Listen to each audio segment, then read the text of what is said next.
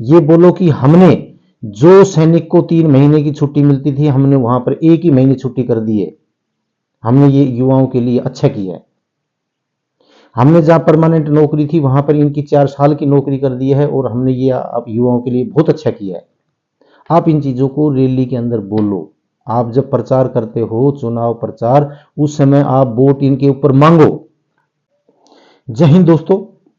अभी जो कांग्रेस ने घोषणा पत्र जारी किया है, उस घोषणा पत्र को देखते हुए कुछ युवाओं के अंदर आस जगी है और किसानों के अंदर आस जगी है, और इसके अंदर जो बीजेपी सरकार है यानी कि मोदी सरकार है, उसके पसीने आने शुरू हो गए।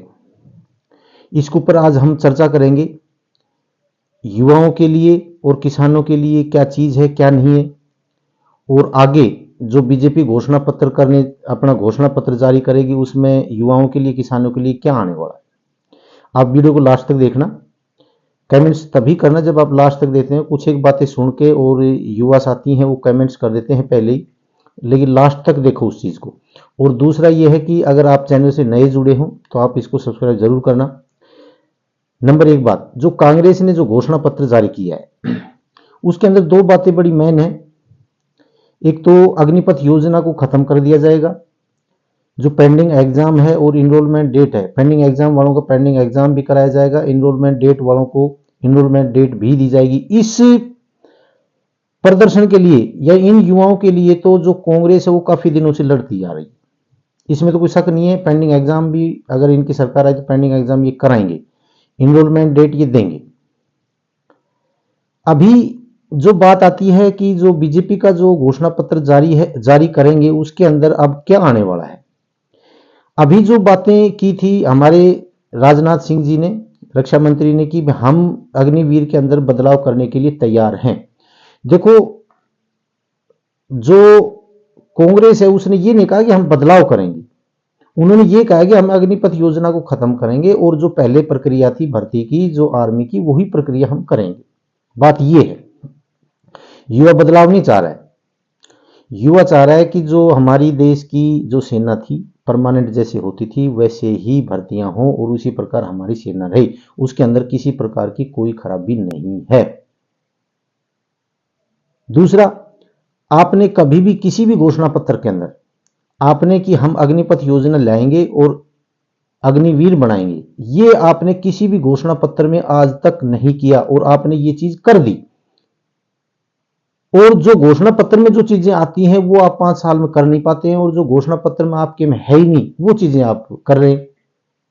अभी अगर आप ये भी बोल देते हैं कि हम, क्योंकि आप ये चीज बोल नहीं सकते क्योंकि आप 10 साल से यहीं थे, ये चीज आपने लगाई है कि हम अग्निपथ योजना को वापस लेंगे, तो इसका मतलब ये है कि आपको वोट चाहिए, बाकी आपको अग्निपथ योजना से या सेना से कोई लेना देना नहीं। बाकी अगर आप ये कहते हैं कि हम अभी गारंटी के साथ एमएसपी देंगे किसानों को, तो वो भी आपका वोट का ही एक वो चक्कर है, बाकी नहीं तो आप अभी तक आप ही थे, आपने एमएसपी की गारंटी दी क्यों नहीं।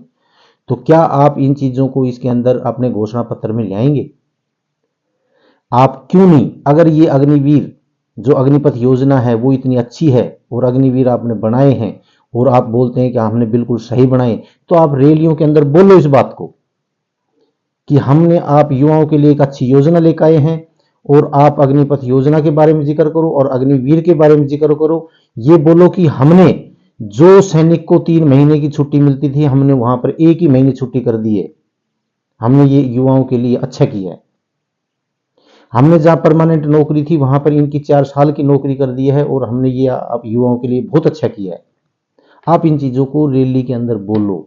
आप जब प्रचार करते हो, चुनाव प्रचार, उस समय आप वोट इनके ऊपर मांगो, तब हम मानेंगे कि हाँ आपने वास्तव में ही युवाओं के लिए आपने अच्छा किया है और आपके अंदर हिम्मत है ये बोलने की।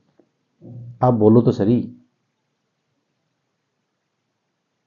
अब की बार युवा, जवान और किसान का चुनाव है ये, और अब देखते हैं कि जवान और किसान इस चीज को, जो हमारी अग्निपथ योजना है, इसको पचा पाते हैं या नहीं पचा पाते हैं। अब की बार ये चुनाव बताएगा इस चीज को।